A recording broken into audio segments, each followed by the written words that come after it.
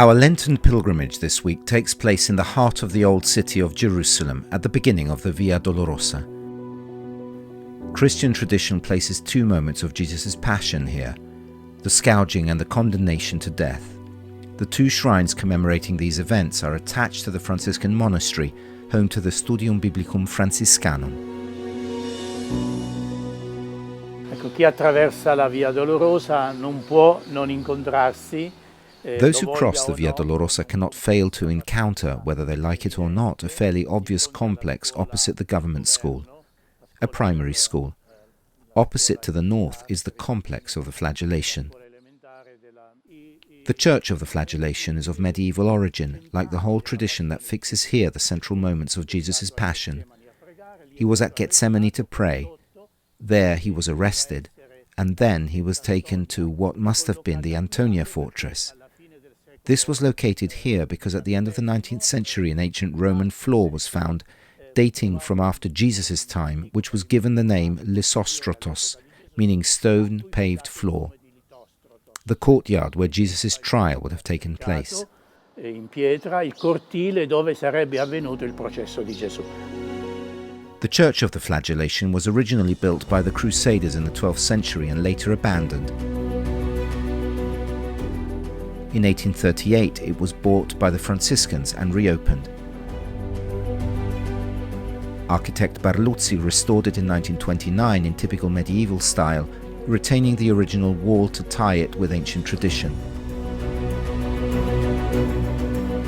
Ciambellotti's stained glass windows depict Pilate's judgment, the scourging of Jesus and the liberation of Barabbas. On the dome of the chapel there is a representation of the crown of thorns.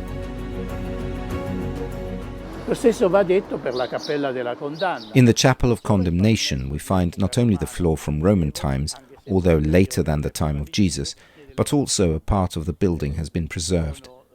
At the end of the 19th century, all the ruins and superstructures were removed and the Franciscans built the small sanctuary of the condemnation in 1904. The sanctuary of the condemnation was rebuilt in 1904 by Brother Wendelin Hinderkuser on the ruins of a medieval church. The title of the old church is not known. The new one receives its name from the large slab pavement that continues under the nearby sanctuary of Ecce Homo. This was a part of the Lithostrotus, where Pilate established his seat for the judgment of Jesus and from which Jesus emerged carrying the cross.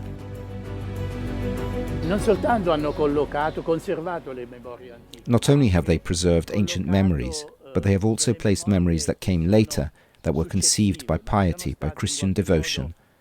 Thus, in the chapel of condemnation, we have a classic representation of the Ecce Homo, Jesus crowned with thorns and presented to the crowd, Jesus in two beautiful wooden statues, taking up the cross and carrying it on his shoulders. Inside the small chapel there is also another representation. It was made by the Cartonai Sacquegna, a famous family from the late 1800s.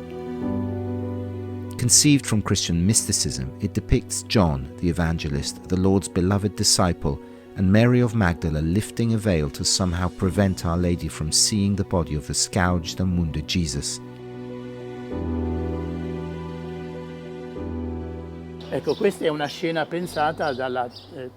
This is a scene conceived by the Christian spiritual tradition. We find it in a famous office of Our Lady, attributed to Saint Bonaventure. These are two memories linked to the Passion of Jesus that are very dear to pilgrims, who start here their way of the cross. Opposite the entrance there is also the Multimedia Museum, which introduces the Via Dolorosa, the Way of the Cross, and the museum containing the archaeological collections of the Studium Biblicum Franciscanum. The SBF is a scientific institution for the research and academic teaching of sacred scripture and the archaeology of biblical countries. It was created by the Franciscan Custody of the Holy Land in 1901 and has been operating continuously since 1924. A valuable group of archaeologists to whom we will devote a special program at various times organized numerous excavation campaigns and rediscovered the most important sanctuaries of the Holy Land. In the scientific proposal of the SBF, science and faith meet each other. Per così dire, mostrare che la fede non ha paura della scienza. To show that faith is not afraid of science. They are different orders of thought and reflection, but not opposed to each other.